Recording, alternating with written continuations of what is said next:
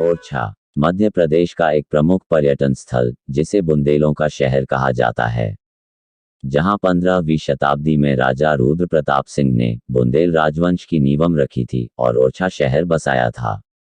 ओरछा प्राकृतिक संपदा से भरपूर है और अपनी ऐतिहासिक और धार्मिक धरोहर के लिए पर्यटकों का ध्यान अपनी ओर आकर्षित करता है। ओरछा उत्तर प्रदेश के झांसी शहर से लगभग 20 किलोमीटर की दूरी पर है और यहां पहुंचने के लिए सभी तरह की यात्री सुविधा उपलब्ध है। ओरछा को बुंदेलखंड की अयोध्या कहा जाता है, क्योंकि यहाँ के राजा सरकार भगवान राम है। ओरछा राममय है। सीताराम राम राम। ओरछा में प्रभु राम भगवान के रूप में नहीं बल्कि ओरछा के राजा के रूप में जाने जाते हैं। वे ओरछा के राजा राम सरकार हैं और वे राजा के महल में रहते हैं। यहीं पर उनका दरबार लगता है और हजारों लोग प्रतिदिन उनके दरबार में अपनी फरियाद लेकर पहुंचते हैं।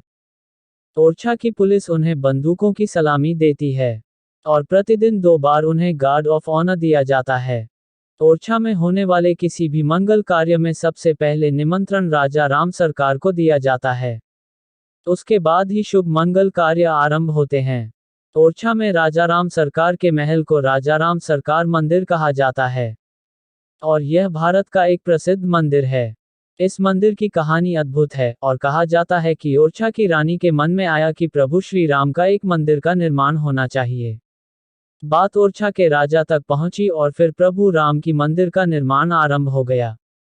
मंदिर निर्माण जब पूर्णता पर था तब मंदिर के लिए रामलला की मूर्ति अयोध्या से लाई गई और महल की रसोई में रखवा दी गई ताकि मंदिर पूर्ण होने पर उसकी स्थापना की जाए। जब मंदिर का निर्माण पूरा हो गया तब मंदिर में मूर्ति स्थापना के लिए महल से मूर्ति लाने की तैयारी आरंभ हो गई। लेकिन आश्चर्य हुआ कि मूर्ति मंदिर से हिली तक नहीं। उसे उठाने की तमाम प्रयास निष्फल हो गए, तो प्रभु की इच्छा मानकर उनकी स्थापना महल में ही कर दी गई और बुंदेला राजा ने उन्हें अपनी गद्दी सौंप दी और उन्हें ओरछा का राजा घोषित कर दिया। इस प्रकार प्रभु श्री राम ओरछा के राजा राम सरकार हो गए। भारत में बहुत से मंदिरों की ऐसी ही कहानियां किस्से प्रचलित हैं, लेकिन ऐसी कहानियों पर कोई तर्क नहीं करता। भारत के लोग भगवान के प्रति असीम श्रद्धा भाव रखते हैं, इसलिए वे मानते हैं